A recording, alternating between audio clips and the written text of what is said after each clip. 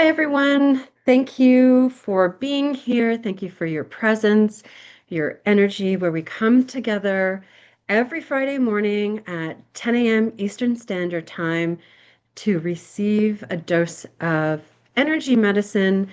And I use all the tools on my belt, but the base that I use, or the one that I rely on the most or use the most, is Body Talk. So here we go, a dose of body talk just for you.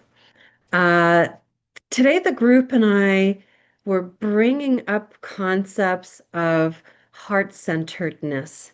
And what I really want to focus on today is getting back to your inner compass, your true north, whatever that is for you.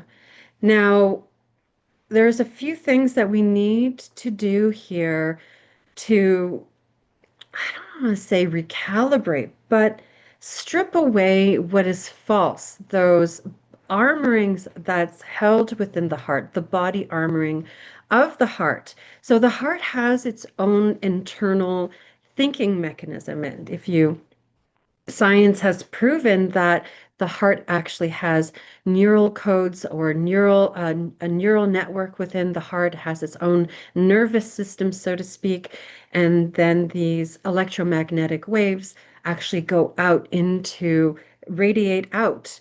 I think it's about 3 feet or 5 feet ahead of you, where this electromagnetic pulsing comes from your heart. So the heart is a very is no, I don't want to say it's very powerful. It is, but that's not what we're doing. So I'm being brought down to the heart of hearts, and we're going into the microcosmic orbit of the heart and how that, and we need to balance that to, nope, I'm not doing that. We need to bring it into focus. We just need to highlight that you have your own inner compass. And sometimes those synapses or communication from your heart gets a little bit distorted from old memories. This is where it is, from old memories generating the same thought pattern over and over again. So whether that be thoughts of I'm not perfect, I don't love myself, self-respect, self-love. So a healthy dose of narcissism, right? Where you love yourself, so you wouldn't do harm upon yourself. Compassion, hope, gentleness. There is a shift there. These are all heart-centered qualities. And sometimes, um, how am I going to say this? Those, my stomach just gurgled. So those old memories running through the neural platform of the heart skews you being able to take practical action in co-creating the life that you want. So, or attracting to you those qualities that you're looking for, let's say within yourself, or no, that's not right either. Okay, so I need to back up here. This information's coming really quickly, and I need to slow down. So we're in the microcosmic orbit of the heart. And it's having a wonky reaction, or it's kind of skewing. It feels kind of wonky due to the active memories in the heart in relation to your inner self, that inner self-talk, that inner voice. So it could be something as, oh, I see that I got dramatic about something and I overreacted. I'm so bad. I'm so silly. I'm so stupid. I can't believe I did that. I'm an embarrassment. I embarrassed myself. So all of that self-criticism, self-loathing is coming up. and then looking outward and going, oh, well, they seem like they have it all together, not understanding or not knowing that person's own internal struggle or own things that they've gone through, just seeing what's presented on the outside or what you perceive something on the outside, and then taking it and comparing yourself. So we need to go ahead and do an unburdening. Got to unburden the heart, that heart brain of all of that thinking. So I'm going to anchor it to the heart. We're going to dump burden from the heart. So burden of your own inner voice and the burden um, others are coming in here, but this is in relation to my stomach is on fire. My whole gut is really hot. So childhood expectations. So, sometimes you have difficult parents, difficult teachers, difficult situations that, children do not know how to emotionally regulate. They don't know how to handle things, especially when you were little. You came up with coping mechanisms when you were small to help you navigate your childhood. And so these old wounds are triggered or they come up to the surface when a neutral happening, such as life, let's say your car breaks down or someone cuts you off or you realize you're out of butter or someone says something to you that could have been um, so, I don't know, just a passing comment with no intention to hurt, but you take it inwards and use that against yourself and that from that childhood wounding. So we're unburdening the heart of all of this active memory to negative self-talk, self-sabotage, so that the heart can um, be free of the burden of those old stories. All right.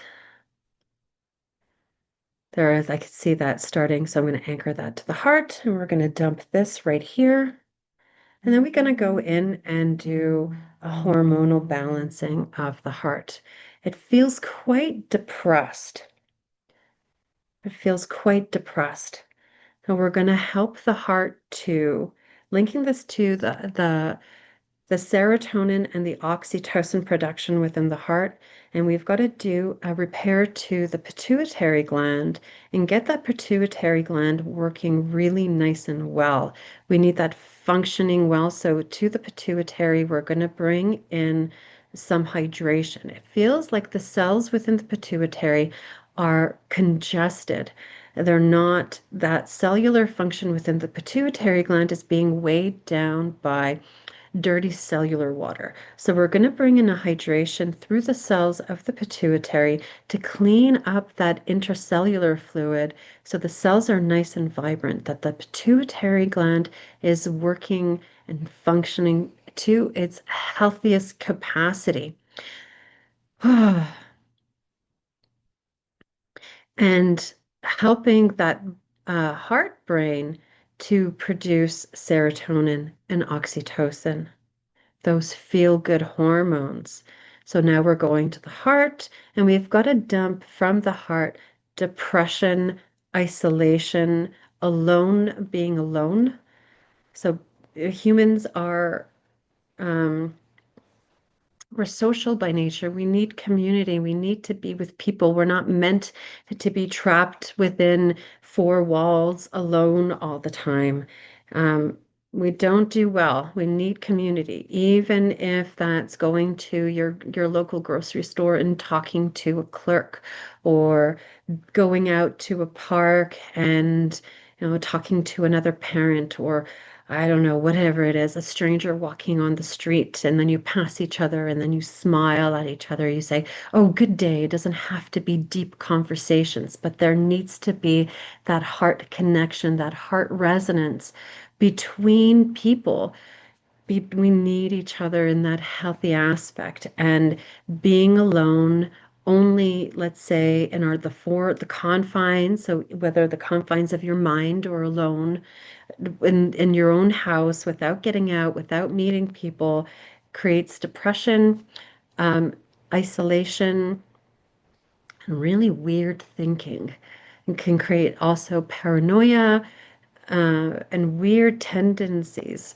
So we're going to dump that depressive state out of the heart. We're going to bring it down to as an we're going to dump it. We're just going to drain it, bringing it through diaphragm, small intestines, so that heart can experience joy again. As if you're not feeling joy, then what you're feeling is, well, sadness is feeling the absence of joy. And if you have too much of an absence of joy, it can go into depression. We want to get that heart circulating in joy, feeling joy, whether it could be so simple. It doesn't need to be complex. Go out into nature and look at a flower and just be with that flower. I like looking at squirrels. I think they're so cute. I call them chippies. We've got these little chipmunks in Canada and these little red squirrels and the way they hop. I swear to God, they're the cutest things. And I just am so joyed when I see squirrels playing, or I go and walk past a tree and its branches start to move with the wind and it looks like it's waving to me, or hug a tree, or get your feet in blades of grass. So if you look at a blade of grass through not a telescope, but a microscope, they're actually smiling. The cellular structure of the grass looks like it's smiling. Its eyes are bright and it's got a big smile. So the grass is literally happy to see you. Literally happy to see you. Get out into the sun to start burning away those old thought patterns. Take in some vitamin D, take in some minerals. If you can get out to a river or a body of water, even better. Cleanse yourself of those thinking and just be with nature. That's an amazing way to start to help generate oxytocin and serotonin within the heart. And then perhaps speak to someone if you need, reach out for help. Go and find community. There's plenty of resources. I'm sure that even if you went and you knocked on your neighbor's door and you just said, "Hi, I have this happening to me all the time. I'll be sitting on a bench and someone will pass by and they plonk themselves beside me and then just start talking to me. And I'll sit there and I won't say anything really. I'll just listen to them for 20 minutes. And then they'll say thank you. And then can I have a hug? And absolutely. And I give this person a hug and I have no idea who they are and it doesn't matter. And then they go off on their day. So we're really coming back to this space of living a heart-centered life. And what does that mean? Well, that also means that that kindness is also generated for yourself first. And that your true north, whatever your true north is, in the sense of what you would like to see happen in your life, or directions that you would like to take in your life, or things that you would like to do not need comparison. And you're allowed to pivot. You're allowed to change your mind. You're allowed to change direction, right? So you don't need to keep looking at other people's lives and their direction in life and saying, oh, I should be doing that. It's one thing to look at something, go, I'd like something like that. Oh, how did you do this? And then have a conversation with them. But then you still come back to this place with your gut and your heart, and you make your practical decisions to cultivate your own relationship on your own path, and then you're living your own life. There we go. Oh, that feels much better. I feel openness in my heart. I was feeling really heavy. My back's not hurting anymore. I was really experiencing some contraction in the back. My small intestines, my whole gut area got nice and hot, so that's good. There's something burning away. You can feel for yourself what you experienced in this session and what feels different. I could feel energy moving in my brain, and I feel like my vision has cleared up. So I could see differently, which is good. Which is good, right? You need a shift in perspective. If you're only looking at the same thing over and over again and listening to those old stories of the heart over and over again, well, then nothing really is going to change. But everything changes. But you perhaps will miss it because those same stories are congesting the heart. There we go. There was a nice breath. Great. I'm going to tap this in here and enjoy the session, enjoy the shifts. If you enjoyed this work, it helps me so much to get this out there, to get the healing out to the world or to those who need it. Please share, like, and subscribe. And if you'd like to join us, the group, I do this every Friday at 10 a.m. Eastern Standard Time. I'll post a link in the description, or you can reach out to me directly, and I'd be so happy to share the link with you.